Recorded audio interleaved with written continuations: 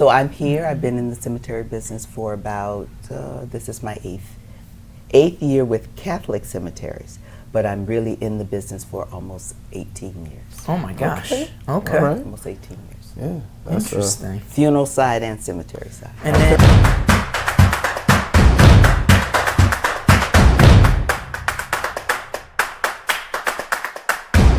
Podcast Twins. We are back in the Twin Cave once again. But before we get started, I want to remind everybody out there in the universe, hey, make sure you go ahead and click the subscribe button. Hit that little bell icon so you can get notifications every time we put out a new episode. And it's just going to help us out. And then, of course, leave us a comment, whether you like it, love it, hate it, whatever. Tell us what you think so we can get better at this thing. What do you say about that, Well, Drew? our new marketing guy, Ray Bryant, with Think Big Online and Think Big websites, said, if you don't want to say anything, all you got to do is put a 1 if you agree with what we're saying and a 2 if you disagree with what we're saying. That's called engagement, and that's all we're asking you to do. So make sure you do that. Shout out to all our people listening on Spotify. And hey, if you think anybody else might be interested, share this information with them. Today's going to be a big day. So I think that we should not waste any time and introduce our guests. Ed Kolo, my big brother, one of my best friends on the planet. Boom. And Debra Thompson, who are both with the Archdiocese of Miami. And basically, you guys are in the burying people business. That is correct. And, you know, we have not talked about God or Catholicism or Christianity or any of that on this podcast yet. But no topic is off limits. None. As we know, that's right. So we're the first. We're kind of embarking in this path with you guys. Oh yeah, we're blazing a brand new trail here today. I love it. You know, if you already know Ed, you probably know him from the On Par podcast, talking about the Man Up Golf Tournament, which is coming up the first Friday in December, as it always does. Yep. And that funds the men's conference, bringing men back to the church. Absolutely. And that's been a passion of yours for 13 or 14 years. Correct. So tell us, Ed, and then we're going to get to Debra too, like, why are you so passionate about your religion? You know, it's an interesting question. I guess it first and foremost goes back to my mom and dad. Okay. My mom and dad were very faith-filled, but not in a obligatory way. Right. It was in they looked forward to it. They looked forward to Sundays. Mm-hmm. They looked forward to the events that could be with their church friends. And they just instilled that in my sisters and I. So, you know, I look back now as a parent and a grandparent, and I'm like, gosh, I remember, you know, during the Lenten seasons and Advent, when those were kind of the extra special times of the year, when you had to do some extra special things. Right. And sometimes it meant, you know, you couldn't stay out and play kick the can as long as you wanted to because you had to come in sooner because you said the rosary or whatever it might be. Right. Those were not the most fun days, I'll be honest with you. Right. But looking back, they were memories that really, that built the family, it built our faith, and some of the best experiences are centered around our Catholic faith and just faith in general. Outstanding. Okay. And then Debra, you're a serial entrepreneur with the Midas touch, according to your pal Ed here. It's our first time meeting. You know, you've run successful businesses, you've exited successful businesses. What made you want to get into the cemetery business? Let's see. Everybody's dying to get in, of course. I know, that's the big joke. Yeah, I know. Big joke. She's here all week, ladies and gentlemen. Tip your bartenders and your waitresses. I never thought I would be here. Okay. I worked with companies that dealt with mortgages and banks and things of that nature. Sounds boring. I did the banking thing for a while. It was fun. I did a lot, learned a lot, met a lot of people. But what brought me to the end of life business was really losing my father. Okay. My father had always said, don't worry, as he aged, don't worry, I have insurance that will take care of my funeral. And so, having never made arrangements for anyone's burial, I said, okay. Well, the time came to use that insurance policy, and I'm the oldest of 10. And I gathered all of my siblings together, and we went to the funeral home. Okay. to make these arrangements. I had the policy, so I figured that was enough. We did that, arranged a beautiful funeral service.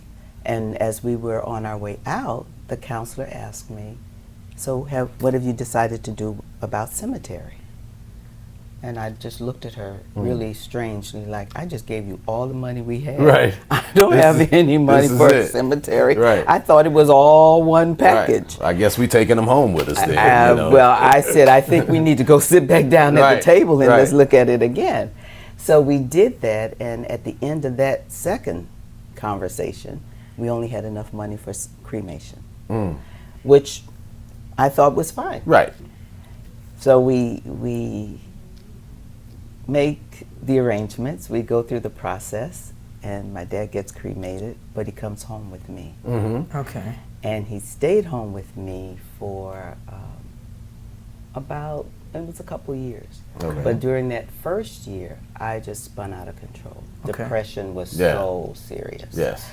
And I was self-employed at that point, and I called a girlfriend and said, I need a job. I need to get up off this sofa, get dressed, clock in somewhere for somebody because I'm going to go crazy. Right. And so she sent me to her friend who was a funeral person. Okay. I said, this is a joke, God. Right. I'm here because I'm depressed over my dad's death. And you're sending me Only to a funeral because home. I found a paper as I was cleaning out his home, about half the size of this, and it showed me where he bought a plot. And that's why he told me, you only have to worry about the funeral home, but he never told me he bought a plot. Wow.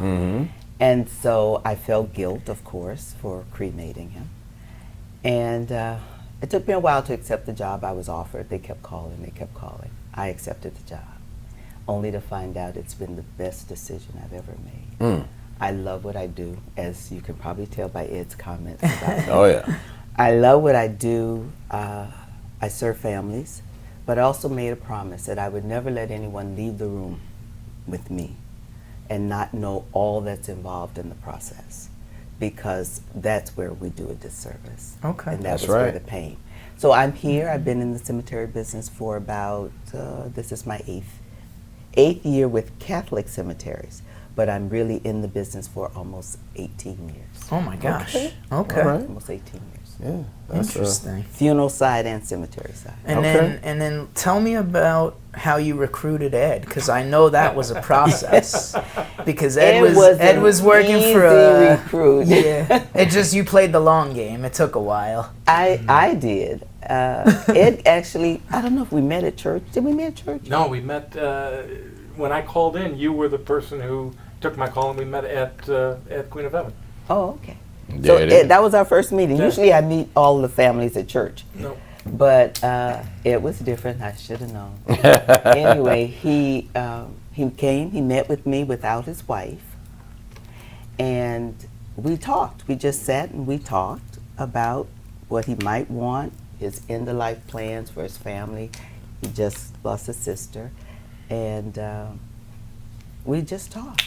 And out of the blue, he says, you know, I think I like what you do. I think I could do what you do. And I thought, ooh, this is different. I think my actual quote was before that, you have the best job in the world. Yes, you did. I led with that. You did say I said, that. Debra, you have the best job in the world. And she looked at me like I was crazy. And I said, I want to do what you do. And that's what led to the next part of our conversations and all. But Well, and you primarily, Ed, work with the pre-need. So you're not dealing with when Debra was in her situation and her dad had already passed away. You're dealing with somebody, let's say like my twin brother Vince Bell here, who when I told him you guys were coming, he said, you know, my financial advisor has been pressing me to, you know, talk to somebody about this for my wife and I. Right. Or their estate planning attorney, or whomever says like, hey, you know what, we got your estate plan done, we got your financial advising like cooking along, but what are you doing for when you pass away? Right. So, a lot of our show is trying to keep people out of the cemetery, so we're sorry for that, because No. we teach them about health and eating Well, right we and want moving their bodies. So we'll probably delay the process. Well, we just But- want them to get in that Nobody looking says good you and have to feeling use good. what we're selling you tomorrow. Well, no. What we're saying is we want to delay that process, and when they finally do go, they look good when they go. They in. look good when they go. We don't So, want them curled yeah, up we when want they them to popping have out the of it. option of an open casket. Yeah, yeah. So, but so tell us how that differs, because it's got to be completely Night and day. different. You mean the Like pre versus the 180 degrees. Right. Even though you're talking about the same thing. Correct. So tell us about how that works and why you like it so much, because you said in our networking group, and I won't use your tagline, but you can't spell funeral without F-U-N. Exactly. So- Respectfully, we do try to put the fun into something that typically is not a pleasant experience. But what I've learned now, Debra brings wealths of knowledge. I bring experience in dealing with people, and I talk in analogies. You know that. Right. So the analogy that immediately struck me was, we're in the heat of the summer. Your air conditioner goes out, and if you have to fix it tomorrow because it goes out today, you are at the mercy of whoever answers your call and whatever the unit of the day that they're selling is, Right. and when they can get it to you and give you the relief, because it's not a luxury down here; it's a necessity. It of air. is absolutely a necessity. And that's true with anything. If you make any major decision in advance before you need it, as opposed to when you have to have it, Right. you are going to make a much wiser and probably a much more enjoyable experience than having to do it out of a sense of urgency. Well, when your family has to do it out of a sense of urgency, because Yeah. if you're dead, you're not going to the funeral home to negotiate You're right. the terms and buy the plot. It's either already done, or your family is gonna bear the brunt or the weight of that. That is true. You are. You're doing. It's like anything else that you do as a conscientious parent or spouse. You do it out of love for your family, so that they do not have to experience Absolutely. the stress, and because Debra mentioned my sister. My sister had everything done, and that's really what precipitated this. My mom and dad had everything done. I have a kind of a different look on death. I always have, Right. and so it's not a doom and gloom thing. And again, doing it in advance. So. Well, you call it a promotion. It is really, if you're a faith-filled person, it is a promotion. Right. You're here temporarily. The goal is to get back to heaven, and so in some ways, without getting, uber religious, it is a promotion. You have, you want to hear those words, "Well done, good and faithful servant," at some You've point, served right? your purpose. Exactly. So just as you prepare a will, just as you prepare your estate planning, just as you make sure your beneficiaries are up to date. These are all things that are not questioned when you go in and meet with those professionals. Right. They say, "Congratulations, you're being a mature grown-up. You're doing the right thing." Well, why does that not also apply to this? Because, as Debra alluded to, on the most stressful, saddest, horrific day of the year, if it's not a death that was expected, Right. if it happened to be something sudden, instead of being able to mourn and enjoy the life with the family gathered, you are making, I think, what did I say, 68, 67 70%. decisions Yeah. that have to be made immediately the day after there is a death if you've not looked. And it could be as simple as, what day do you want the ceremony? Right. But it could be as complex as where are you going to put the remains? Right. Are you going to be cremated? Are you going to be full body? Or whatever it is. And so, Debra, do you work primarily with the post-need, or you do both? I do pre-need right now. Oh, you do I pre-need did also. I did at need Okay. before, so Okay. that's where I got a lot of the information. But Got it. I'm in the pre-need department, and Okay. I'm comfortable there. Okay. Well, I'm listen. with the people that can laugh. Exactly. We can sit down and Yeah. tell jokes. They can call Crips condos. They can talk about the penthouse. They can, Right. whatever. But it's not as tense. It's not as painful Yeah. when they sit with us. Yeah. But And you were the oldest of 10. Yes. So I'm the baby of 6. So Oh. I Oh. two totally different areas, but that stress of being the one that the decisions fall upon, or how to share those decisions. You're talking about getting 10 parts to agree on one solution. Correct. I mean, we had 6 parts. Fortunately, we had not the hardest decisions to make, but we were able to come together and make them. But there's always that one strong one, always this one, the emotional one.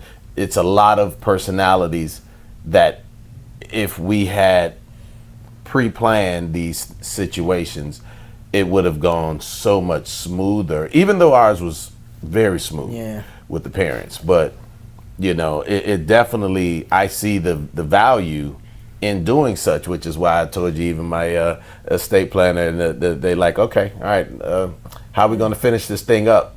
I'm like, man, I just got here, but okay, you know, we got to go there. But again, too, another thing that what I've understood most of my life, you know, especially in the black cultures, is we don't share a lot of personal information. No, we don't. We don't talk a lot.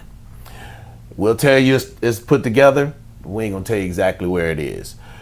We gonna allude that we got it under control, And it may not be. but it ain't gonna be under control. So we do this usually because historically we didn't have a whole lot, and that pride just wouldn't let them release it. But now we're trying to move them out of that into, hey, listen, let me know everything. You gotta have somebody that's going to tell you everything, so when that time comes, we don't miss out where the plot was or miss a particular insurance policy. You know, so we started doing that with our parents towards the end, and it helped, but we still found so much more. Oh yeah, you will. After the fact. So listen, like I said, so all of that business is one thing, but then when you're talking about demographically, it becomes a whole different world with us. Well, I mean, You know. as the That's a great patriarch, point. That is an amazing point you just made. It is so true. I'm not going to talk about the hats being passed around in the funeral. I've seen it happen 3 times. And the GoFundMe? And the GoFundMes. Yeah. Oh, but yeah. before the GoFundMes existed, I literally watched the hat pass around. A 80-something-year-old lady. Y'all didn't think she was going to die, like, ever? Right. Yeah. So, I mean, those things are embarrassing. And I told my family we would never, ever be put in that situation. And so, but it was to break them of that not talking thing, especially not talking about the end, is very difficult to get them to realize, hey, we can have this discussion. It don't mean you're going to die tomorrow. Right. You know, but again, make it easy on your kids, on your descendants, and then that way what you want actually happens. Yes. And the will ain't the way. No, it's not. You know, so There's so much in that I can Okay. talk about. and the last thing that you want as the leader of your family, the patriarch, the matriarch, is your kids arguing about Yes. your final resting place. Yes. Well, they should really be, rallying around each other and, Right. grieving and telling stories and laughing together and doing all the things that, we see at celebration of life or funeral or Absolutely. whatever. And this is a way to mitigate that. Because if it's all already done and everybody done. knows what's happening, like you said, you have to communicate it as well. yeah. Because otherwise you miss the plot that was bought. And it's like, well, now what do we do with this dirt? Or you write it down somewhere. My sister and I are real big on writing out everything. So we have our files, our final arrangement files. I know it sounds like crazy, but we do it. To others, it sounds normal. To us, it sounds backwards because we don't do that historically. But We're that's trying why to break we have those these books. things. All cemeteries have some sort of binder book where when you make an arrangement, you write it down and you put it somewhere where someone else knows where you're keeping all these documents. Whether you purchased property, purchased a funeral plan or not, write it down. Write the names. Ours is very detailed. Who do you want to be notified? Who would you want to come to the funeral? What are your funeral arrangements? What are your burial arrangements? Where? What companies? I mean, ours asks everything, but if it's in a file, What do you want them to do in here? You want them to do what? I want them to write. Say it one more time for the black folks in the back, Debra. Write it down. it down. Write it down and tell someone where the documents are. I do a couple things, and I know I'm jumping ahead, and I'm go back. Come on. But when I You got an amen actually- corn over here. When I actually close with someone. Let's say you bought a piece of property, and we finished our whole arrangements. You paid. I got it all set up in the computer. You're now set up to make your monthly payments. I send to you. I've already given you a package. When you walk out, I give you a book, and I give you all the copies of the documents that you sign. But I'm also going to send to you at least three sets of photocopies. Because 20 years from now, Right. those carbon copies you have may not be readable. Right. And so I want to make sure somebody has a copy. Remember my experience. So I tell you, you put one with the originals I gave you, the copies I gave you. You give one to your emergency contact, and you put one in some file somewhere else. And you tell people all that you've done, so that when it comes time 20, 25, 30 years from now, somebody has a copy of that package of the plans you made and your wishes and your desires. It makes it so much easier on families. Families have been torn apart, brothers, sisters. Oh yeah. What are some of the yeah. reasons why people put this off or ignore it completely? Obviously, fear of death would be one, but what other what else is stopping? They just don't want to talk about death. Is that the big In some cultures, caveat? they don't want to talk about death, and in some cultures here locally, they feel that when you do have those conversations, you're rushing. You're speeding up the process. Right. We have no Bad mojo. control. Right. over Like a it. crazy We superstition, have no if you will. control. Yeah. We all have a date. We just don't know what date Right. it is. That's my feeling. But they don't feel like they're rushing it when they having 5 carbs on one plate and No. 3 desserts. No. We're not rushing death then, but we're rushing it when we talk about it. when you talk about it. And so that's one case. And the other, there are those that want to, but don't have any idea of the expense. And they have in their minds come up with these huge numbers that they have to pay right away in order to initiate a contract. And those are the major reasons I find. Okay. Right. Okay. And again, from your experience, who is more likely to schedule the appointment with us? Well, according to Vince, white people apparently. The wife. The wife. Yes. The other W word. Right. Yeah. The wife. The men want no parts. No parts of it. Leroy Brown don't want nothing to do No with that. parts. I'm in Yeah. this business. When I first started, we didn't have our arrangements made, and my sister and I kept paying for all these people that our family members that had died. Oh yeah. And finally, I said to my husband, "It's time. We need our own." Yeah. And not right now. I'm not ready for that. Yeah. I said, "Okay," but I feel like a hypocrite. I go to work every day telling people how important this is, and I don't have my own. Oh man. And he said, "Okay, we will, but not right now." Well, I happened to get sick. Guess who wanted to go get the policy? Decide on what cemetery we wanted. He didn't do funeral then, but he wanted to know we have cemetery somewhere. Okay. Okay. Yeah. So it was that nudge that pushed him. Okay. But it shouldn't have. It did. And then as soon as we did it, he wanted to pay it off. He was very diligent about making Right. his payments. And right after we finished that, let's do the funeral. Yeah. Yeah. I said, no, not right now, not right now. Because it meant a lot. The funerals tend to be more expensive. Yeah. I would think that once you get over your fear of having the conversation, which is probably way less bad than you ever could conjure up in your mind than it's gonna be, you get that exhale and peace of mind, and it was worth not having the stress of something you didn't understand. Right. I mean, we've talked about that, is like the conversation you think you're gonna have Right. is never as bad as the conversation you actually have. That's exactly true. And again, just to piggyback on what Debra is saying, 2 things. Number one, I was a little bit of the that's why I asked the question. I was the one that was willing to have that conversation. You made the approach. Lori was fine with all the other parts of the planning, but when it came to the cemetery conversation, she's like, you do that. I'm not ready for that one yet. Right. Okay. Until I You brought brought the this book home. document Yeah. home. Because she game had been changer. on me, and I say that lovingly, and again, our household situation, not to give a lot of time to this, but a lot of the stuff I'm aware of, she she is not. She's more with the kids and the grandkids, and she can tell me all the grades, and she can tell me all the. Right. But if the roof needs to be repaired, she has Right. no clue. Where that. So we both have our lanes, Right. and it's worked for Yeah. 33 years. It's called a partnership. Exactly. When I showed her this, and she's like, "Wait, this was a result of going and spending a few hours at the cemetery?" I said, "Yeah. Yeah. You mean I'm going to find your passwords to our bank accounts?" And, Right.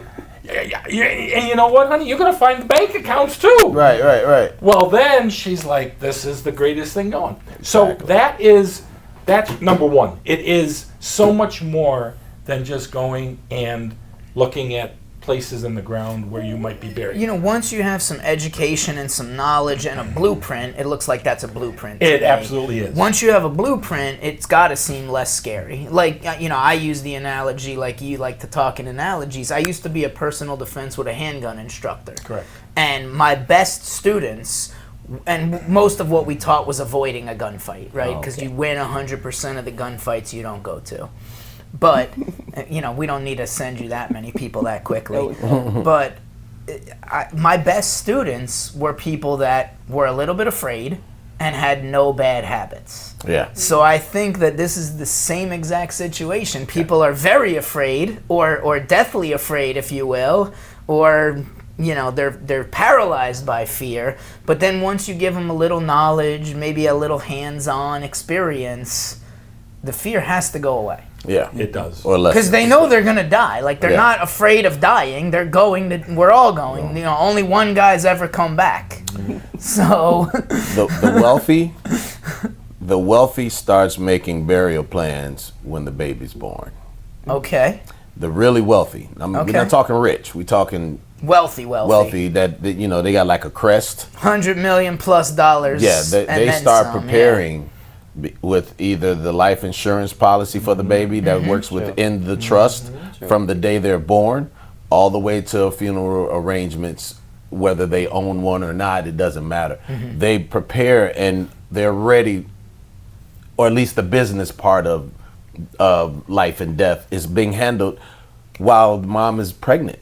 And so when that baby's born, it's an insurance policy dropped on them, index universal life most times, and then they're going to drop the arrangements at the end because you can lock in today's prices. Just because they're wealthy don't mean they want to spend tomorrow's prices. Right. And that's just the way it is. And you'll look up and they'll have a whole section in a cemetery that's blank because they're still alive. They, again, so we say we want to do things like the rich and wealthy, but some of those things are scary. A lot of people don't do end of life planning because they don't have a lot. They didn't learn a lot.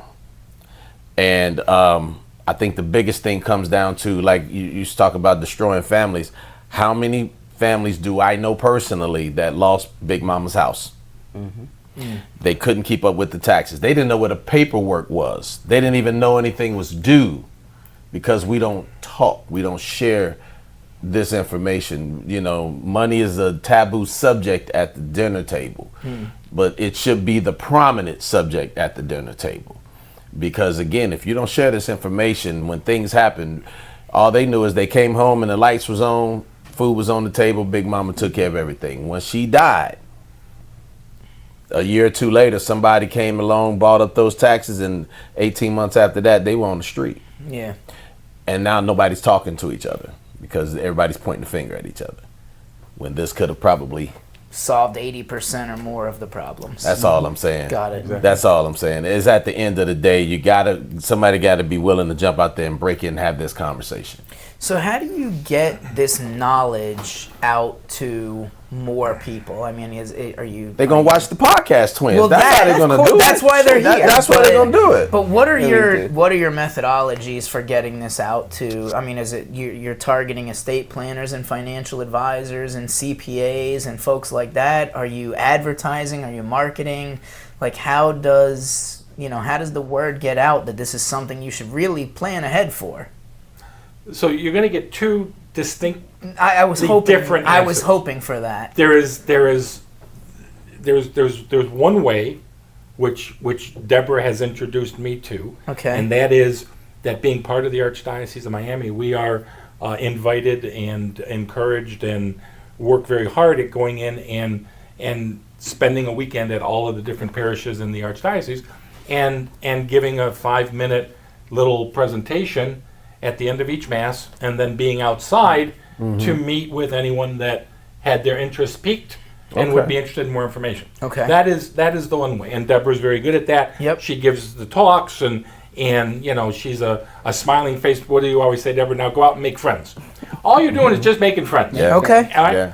My thought was completely different, and one of the reasons why I chose to kind of go semi-retired from corporate America and come into this field is, number one, because many of the guys do not address it. We've already alluded to that. Right. Second of all, when I play golf, more times than not, the other 3 people are 50 plus years. Yeah. And is my perfect demographic. And thirdly, I play golf with you all the time, you're and the I'm not exception. 50 Yeah. You're the plus. exception. You're on the way. You'll be there soon enough. Yeah.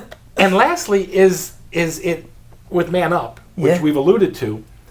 That has been my passion, and this was a perfect way. And the Lord works in strange ways.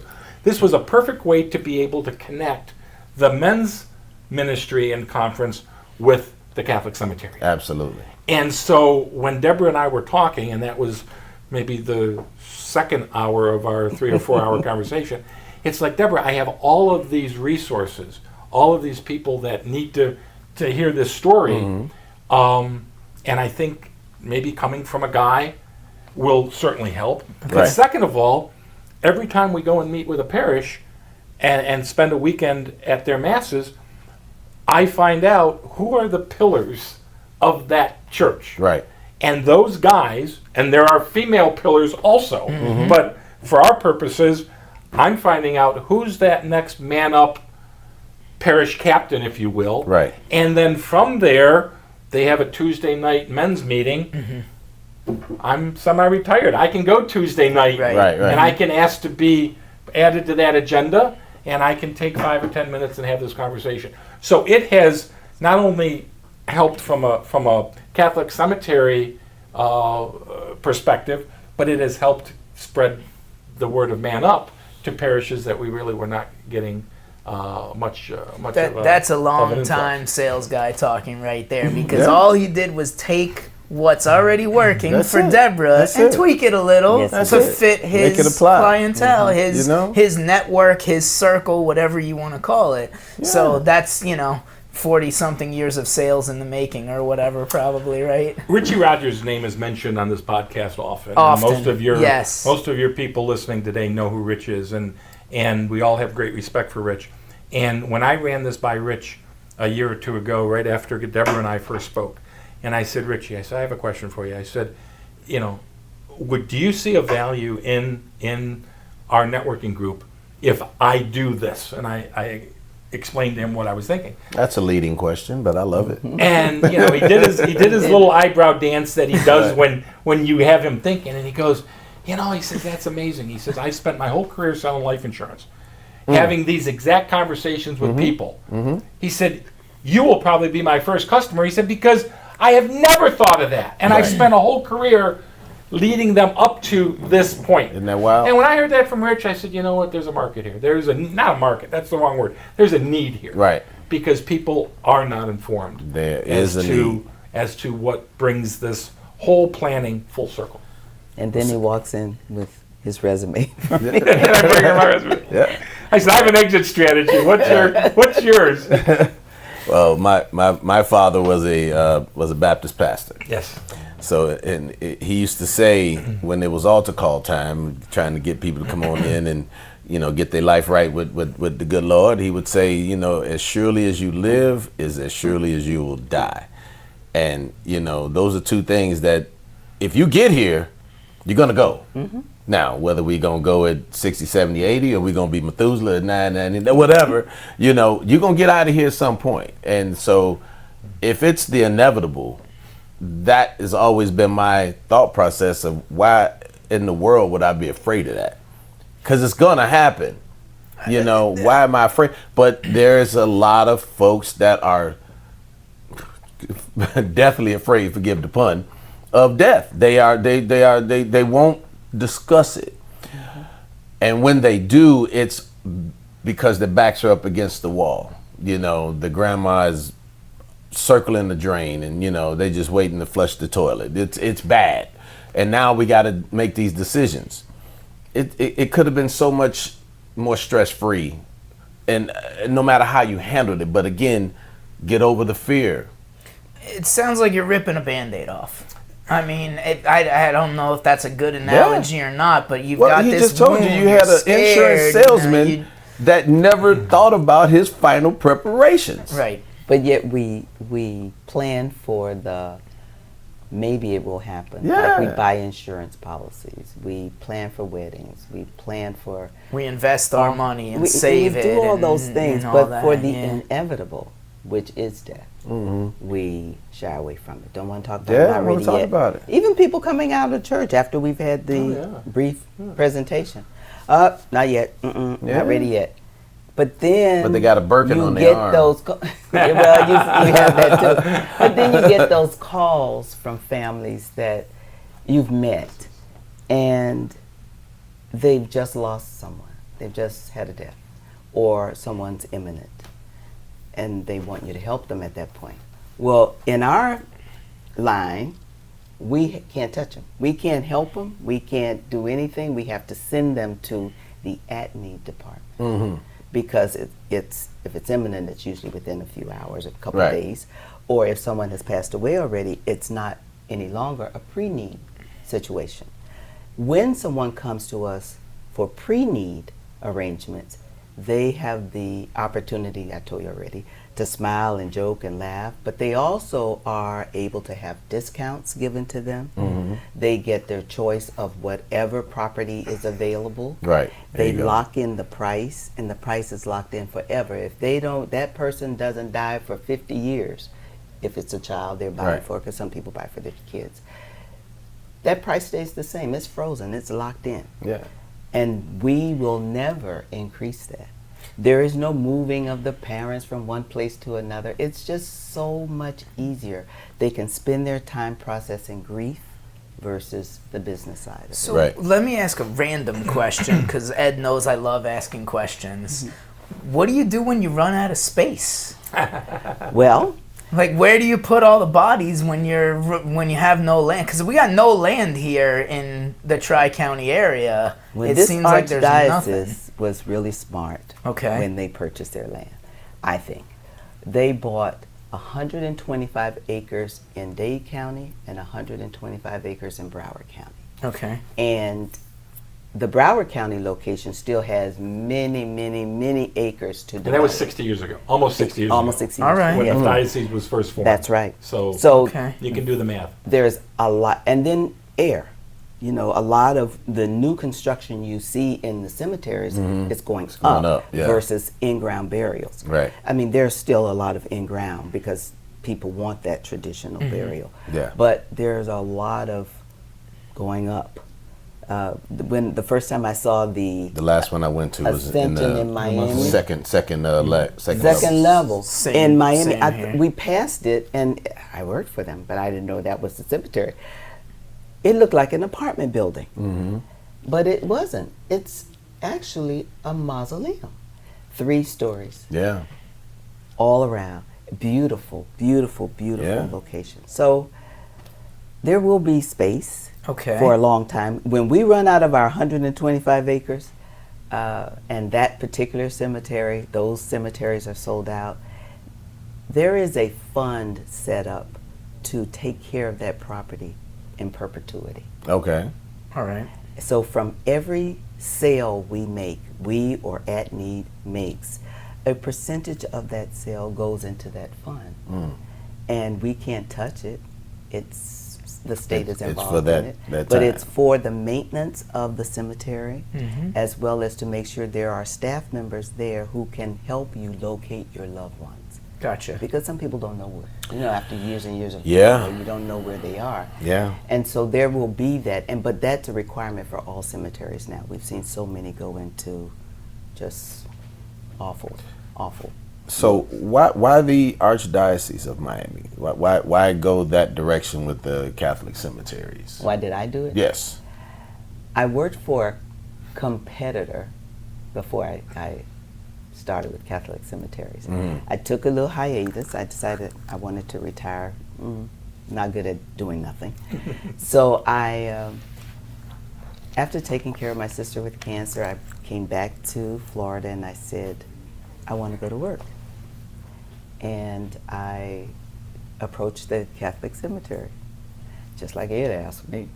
I approached them because I remembered when I drove through, it just looked so clean, so beautiful, so organized, not like some of the others I had worked for. And they hired me. Okay. They hired me. Just and like that. They were told not to hire me on the spot, so my manager waited a couple hours and she called me. Okay. It's kind of like dating. Yeah. You know, don't let them know you're that thirsty. Yeah, but Yeah. I came with experience, and Yeah. that's, I think, what she was happy about. So got here, liked it, loved it, Okay. still here. Okay. There you go. That's a beautiful thing. And I ask because, again, you know, all of this stuff, but what about other denominations that may want to have this package or this situation that you guys are offering? It's an excellent question, but Well, we run and it's called an RCIA program every fall, which is the rite of initiation to the Christian. But we can always convert you, brother. Right. On the way out. Someone, okay. You know, but in all, that's a It's a good good question. Because excellent when I question. started, the first thing I was going to do is I had a good Jewish buddy of mine who I said, "You're going to be the first Jewish guy to get buried in a Catholic cemetery." Right. And when I took the first tour, I saw the Star of David on one of the niches. So he was second. Well, come to find out, he's a couple dozen later. Okay. Because if a spouse is of a different denomination, Right. they are still welcome to be buried in the Catholic cemetery. So what if they were however, However, Yes. and this is where your a experience will priest take or a over. deacon must preside over that committal service. Interesting. Yeah. Okay. both? They Okay. cannot just be buried there without some Some connection. blessing, right? Okay. right. All right. Yeah, that's important. That's That's important. yeah, because And well, When it it- must be last, right? Isn't Yes. that so? In other words, in the case of the Jewish couple, I'm sure. Again, I was not there, but I'm guessing there may have been a rabbi there, right. and the rabbi would have performed a service. Right. But the final entombment closure was done by the Catholic priest, or Okay. First and the final. the first and the final. Okay. Well, Yeah. you learned that today here on Podcast Twins. And I think the other thing too is it's so in keeping with our faith that when we die, we don't truly die. We live on. Right. The Catholic cemetery is a way of demonstrating that life after death. That, you know what, there is a place on consecrated, holy, sacred ground where masses are said on a regular basis, where your family and loved ones can come and experience. Because again, we're gone. Right. We're gone. Yeah, don't matter. But they will be able to come and be an example of their faith in death, just as they were during the time. And if I may, I want to just take a minute now to kind of talk about. Debra alluded to the beauty of the properties. Oh yeah. These two properties are some of the most prime real estate that we have in South Florida. And the founding fathers of the Archdiocese 60 years ago had such foresight to be able to think in advance that this would be such an important part of the diocese they were setting up. So what do you expect? All right, so let's say, you know what, you convinced us, Ed and Debra. What's the next step? Well, the next step is a tour. Because until you see what goes on at these two cemeteries, you have no clue. And I mean that respectfully, but what you pass by, any of us from the up north, Yeah. when Debra was talking about the upkeep of a cemetery, you drive through a small town on your way from point A to point B, and you see these cemeteries, and it looks like they haven't had a live person through those gates in years. Yeah. Yes. And so that's the perception sometimes. Well, down here you enter and we have a maintenance staff that seconds any athletic facility as far as the upkeep of the Right. grounds. Right. And then you talk about mausoleums. 2 years ago I didn't even know how to spell the word mausoleum.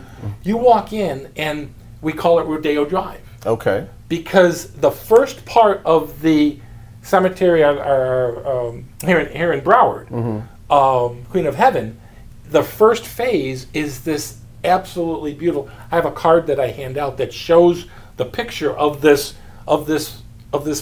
hallway, and each phase adds another part to this structure. Right. And you have chapels, and you have places for the caskets, you have places for the urns if you're cremated, you have music playing. It is the most tranquil, beautiful place to go and just relax and commune that you would ever imagine. So after you see that, then we jump on a golf cart, which I thought was pretty cool, and we take a tour of the place. I like riding in golf carts. Yeah, exactly. I knew you would. Do I bring my clubs? I drive right to the water because that's where I'm used to driving my golf cart. Jeez. But you then tour the property where, if you wanted to be buried, here's spaces for that. Right. But now there's also mausoleums that are separate from the initial phase, when Debra talks about growing out and growing up, where you now have these other parts of the cemetery. And it's just, it's incredible. And we tell our families, just here's a map. Just write down or jot down what you like. And then at the end, tell us what you saw that you liked, and then we can have a conversation from there. Because, like with any real estate, location. Absolutely. And if you want to be inside versus outside, if you want to be eye height as opposed to Yeah. kind Larry! of like the grocery store, Yeah.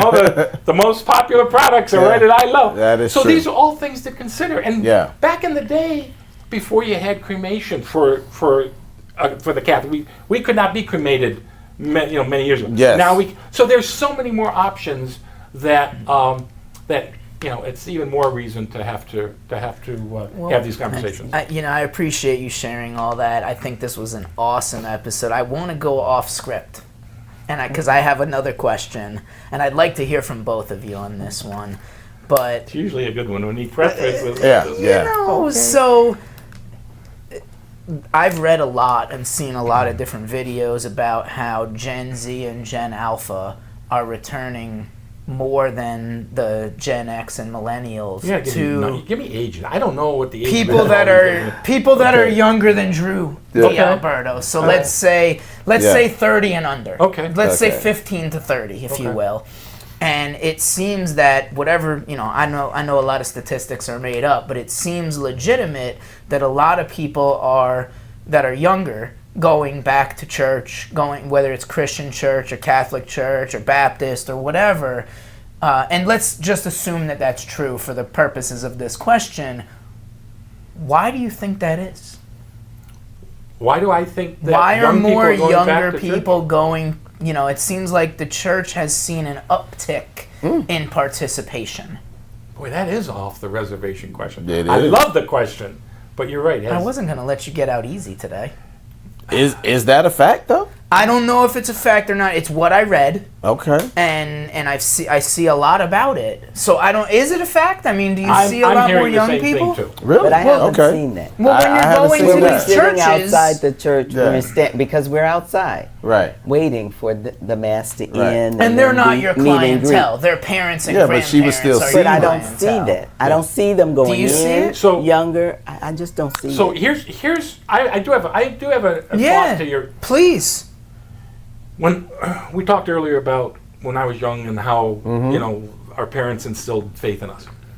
Well, back in those days, you had missionary priests who would get ordained in this country and then be sent someplace. They'd be sent to Africa. They'd be sent to the Middle East. They'd be sent to, parts to spread and what they call evangelize. Because without these missionaries, they would have no knowledge of a God. Okay. Okay, so that was the big thing then. Either you if you were to become a nun, a religious sister, or a priest, you would either stay and work here in this country, or you would be, quote, a missionary, and you would go and serve the impoverished and the poor. Fast forward, we in this country, and this is terrible to say, have become the today mission. If Okay. you look, Right. I your agree with you there. priests and religious are coming from the places where we That's true. serviced decades ago. Right. Seminaries, for example, in Africa are bursting because it is such a reputable, prestigious position is to become a priest in any of your countries in Africa. So as a result, you have all these kids, young men, who are coming out as newly ordained priests, and where do you think they're being sent? Here. They're being sent here. So what you do see in the churches that we service on a weekly basis, are priests that priests. are of African descent. Okay. Because Or Haitian Yeah. descent. or Haitian Haitian descent. descent, Because yeah. they A lot of don't Haitians. Yeah. they don't need them there. They have Right. such a surplus. So these bishops in these what were missionary countries Right. are now making arrangements with the Catholic bishops here Right. who are in need of priests and say, hey, we'll loan you these guys. Right. And so you're seeing over the decades a full 180. What was the missions are now providing to us here. So all that to say, I really believe that young people are not dumb. They are aware of what's going on. And they're seeing that maybe what has been, what they've experienced maybe in college or maybe the answer isn't there. Well, I have a theory. Well, I was going to give you our eye in the sky. Good old Curfton here has Go ahead. pulled up some information and said, yes, there is evidence suggesting a slight increase in church attendance among young people, particularly young men. Although it's not a massive revival across the board. While there is long-term decline in church going across the U.S., other countries have some data that includes Gen Z not as religiously unaffiliated as their parents and grandparents. So my theory is that kids have a cell phone in their hand at birth, or an iPad or a tablet or whatever, and there is so much negative BS and evil and all the other crap that we get bombarded with, which makes me a cynical skepticist. Skepticist? Is that a word? Sounds good. I'm a skepticist, and I look at it and go, if there's all this bad stuff, I gotta believe they're thinking that, you know, good has to counteract evil, because that's what we're told in movies and TV shows and cartoons and all that stuff. So what do you think? You're smiling, Debra. What do you think about that philosophization?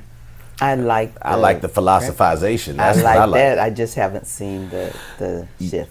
Well, and maybe Well- it's not happening in the Tri-County area. That's a small sample Right. size compared to the whole country or the whole world. So let's keep an eye on that I will. and I would keep say- observing. I will. Church as a kid, again, my dad was the pastor. But that was a place where you got to come and see your cousins, your friends, people I grew up with. This was a community place where you did a lot of activities. We took field trips to go into Great America and ride the rides and, you know, other little places like that. It was more of a community. Now, I'm about to go off the reservation for just a second. I believe what happened is the transition between the elders being able to communicate with those younger people at that point. The younger people, they was just here because we were all here. You know, sometimes the Old and the New Testament, the Torah and the Quran is not the message for the day. You got to step outside and go in the street and kind of learn and understand how to communicate with all of the people and then slide in those pages as need be.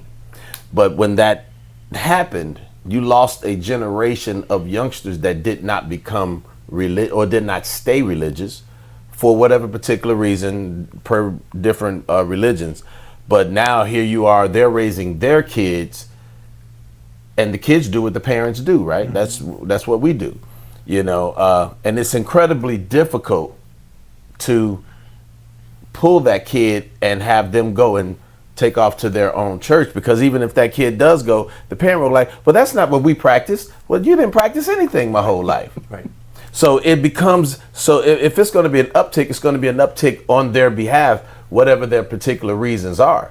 I know a lot of people who have laid their religion down for, that's a whole nother podcast reasons. Right.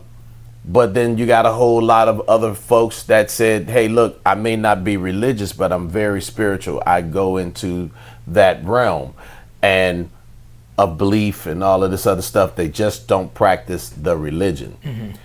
My thing again, if that religion spent a lot more time building the community, meaning events, stuff like that, like they used to do, it ain't got to be no big major church. I think those mega churches, to me, is a waste, because you get lost. You don't even know people.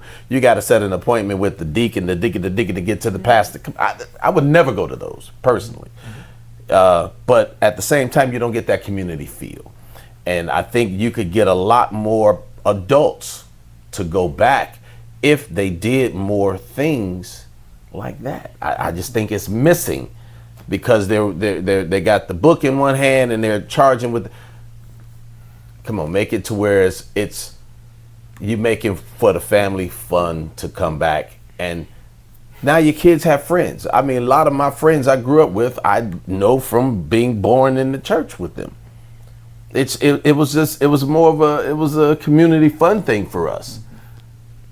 And then everybody got married there. Everybody died there. Had their funerals right there at the church, and all this other kind of stuff like that. So again, that community feel, you got to kind of, to me, you got to create that balance between how much of the book that you're going to disseminate versus how much you're going to make it relatable to where these people That's a great point.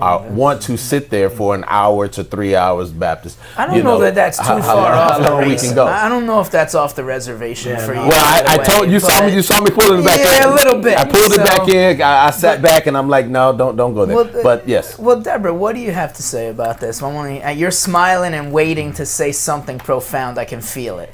No, not really. I'm just taking it in.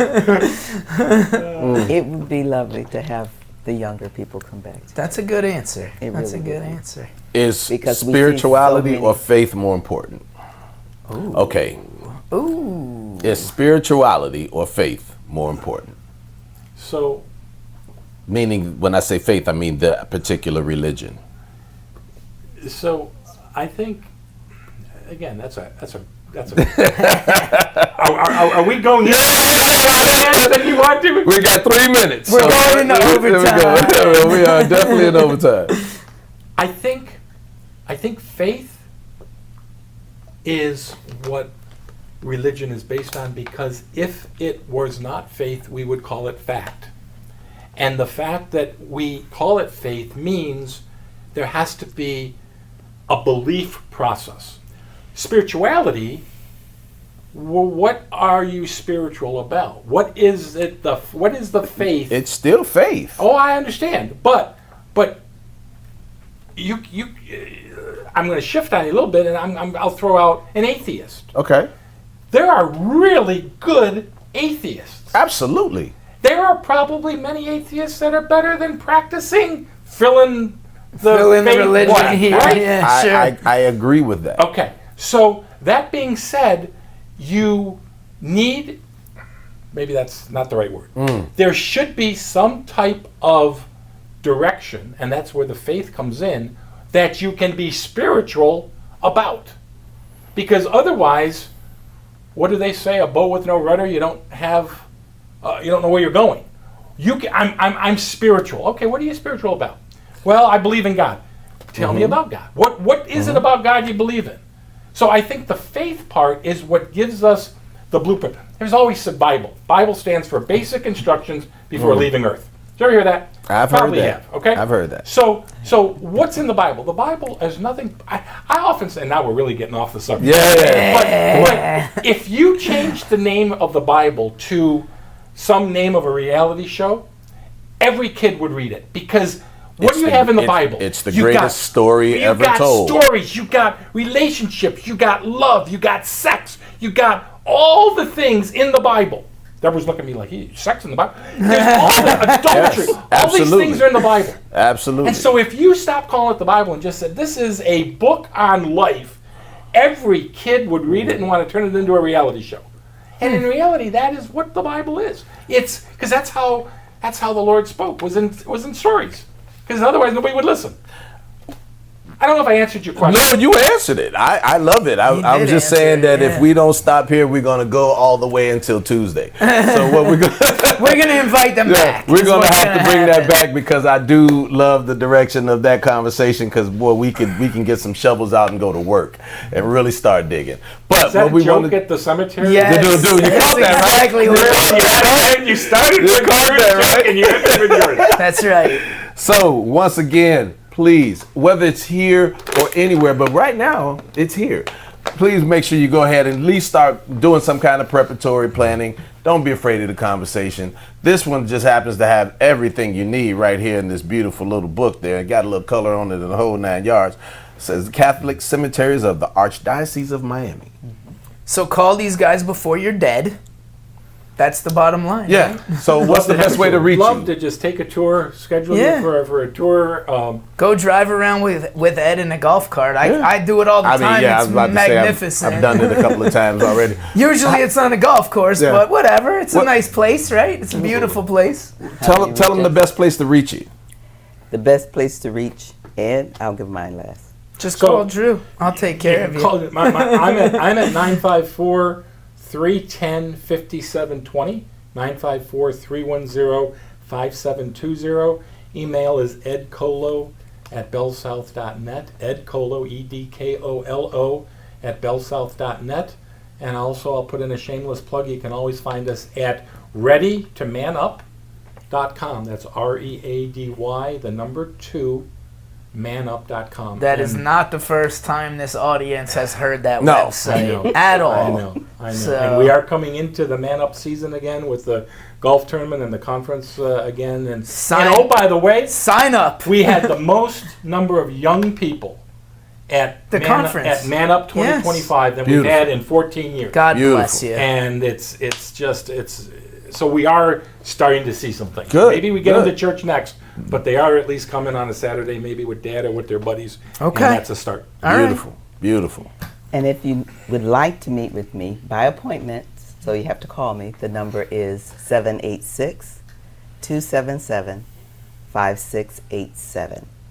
And if I don't answer, just leave me a message. I might be in church or I might be meeting with a family, but I will call you back for sure. Text, call, smoke signal, carrier pigeon. Yeah, just that's get the message Just to get the them, message. and then Even they'll if take it's great just care a of you. question. Even if it's just a tour. Just a even tour, if it's just a some question, information. No obligation. Yes. Okay. And that's a beautiful thing. And that is what I think we wanted to bring here today, is just to at least introduce our audience and, take the fear away. Take that first step.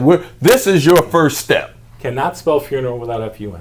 Cannot spell funeral without I FUN. promise you it will be fun. If I may, You may. one of my very first tours, we met in the lobby of the office. Mm-hmm. Well, you also have people coming in who are at need, Right. and so the first thing, and again, there are some people come in highly emotional. Mm-hmm. Well, if I have a family there and we're doing this, and I'm telling them that this is the best thing you can be doing now, the last thing you want to do is to have a poor family come in Crying. who this is the worst time. Yes. Yes. So the Yes. first thing we do is we move you from that lobby. Absolutely. And we walk you into Rodeo Drive. Right. And we start because we want it to be an informative and enjoyable hour and a half, whatever Okay. it takes. I love it. And you will leave saying, I did not know no idea all of this this was was here." available. Well, Yeah. Ed, thank you so much for teeing this up and bringing Deborah. It's lovely Thank you. meeting There's you. I'm nobody looking better than forward to Deborah, going I'm to telling you. enjoy lunch with you guys and the team here. Yes. And sign us out, man. Man, listen, I'm full. He's got But questions. I tell you what, yeah, that's part 2's coming. But this is amazing because I tell you, like I said, just as I expressed, I know so many families, including mine, that could have used something along this line so we don't have to guess at the end. Make it easy on those that are left, because once we're gone, we don't care no more, but we want our remaining people to have life together and be abundant. So with that being said, I'm going to go ahead and remind you once again to subscribe. Click that subscribe button and click the little bell icon so you can catch all of the notifications when the new show is about to drop. My brother. Thank you for listening, and we'll see you next week on Podcast Twins. Podcast Twins out.